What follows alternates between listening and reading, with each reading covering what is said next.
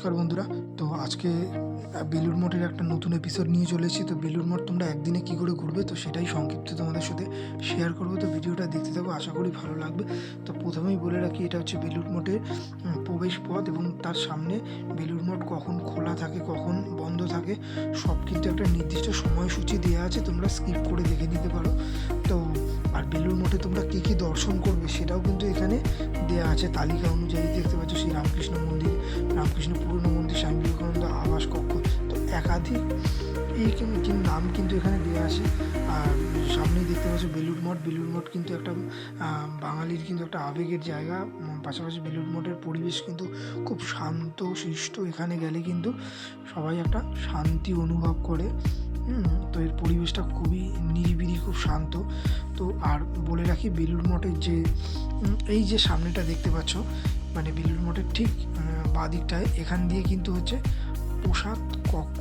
বেলুড় মঠে আসলে কী করে খাবে বা কী করে কুপন কাটবে, কী করে প্রসাদ পাবে, তারই কিন্তু একটা পদ্ধতি। তো তোমাদের যেমনটা বললাম, বেলুড় মঠের বাঁ দিক দিয়ে রাস্তা দিয়ে সোজা চলে আসলে সামনেটায় কিন্তু কুপন কাটার যে কাউন্টার সেটা কিন্তু আছে।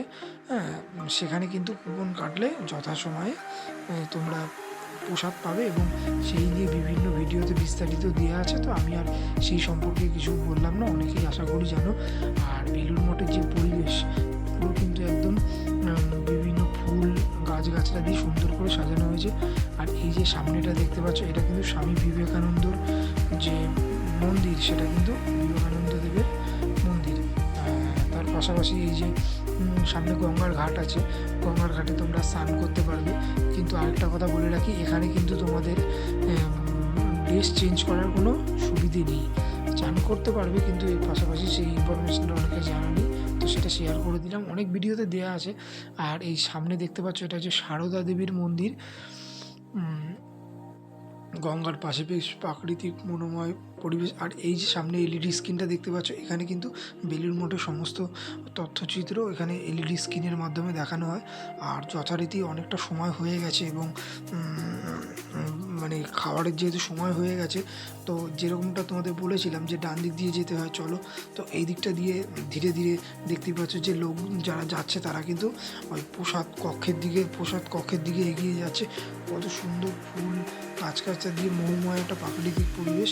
আর এখানে দেখো রামকৃষ্ণ মন্দির, তার বিভিন্ন সম্পর্কে লেখা আছে।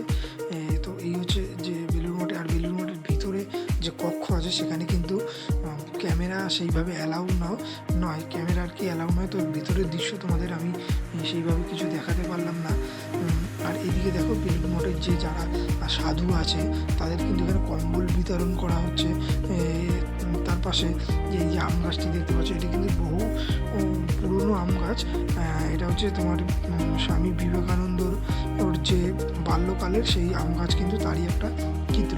আর এই যে দেখতে পাচ্ছ যে গঙ্গার পাশ দিয়ে প্রাকৃতিক সৌন্দর্যের নিরিবিলি যে পরিবেশ, সেই পরিবেশ উপভোগ করতে করতে কিন্তু আমরা ধীরে ধীরে চলে গেলাম প্রসাদ কক্ষের দিকে।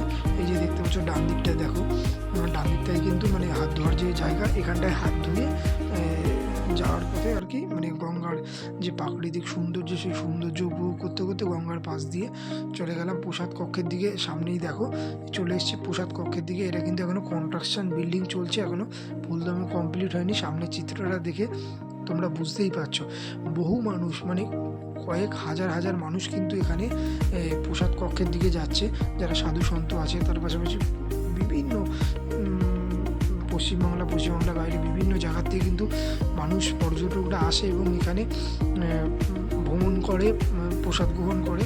এই যে দেখতে পাচ্ছ একসাথে যে কত হাজার লোক খাবে এখানে, তো এটা ধারণার বাইরে। বিরাট জায়গা, হ্যাঁ বিরাট জায়গা, কিন্তু মানে এ প্রান্ত ও প্রান্ত সেই মানে কয়েক কিলোমিটার হয়ে যাবে।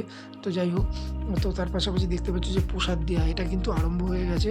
দেখো এই ছোটো একটা মুহূর্ত তোমাদের সাথে শেয়ার করলাম। আরেকটা বলে দিই, বেলুড় মঠে যে প্রসাদ কুপন কাটার যে নির্ধারিত মূল্য, সেটা কিন্তু কোনো নির্ধারিত নেই। তোমরা মানে যেটা খুশি হয়ে দেবে সেটাই কিন্তু তারা গ্রহণ করবে। দেখতে পাচ্ছ যে খাওয়া কিন্তু সবার কমপ্লিট, তারা কিন্তু ধীরে ধীরে বাইরের পথের দিকে চলে আসছে।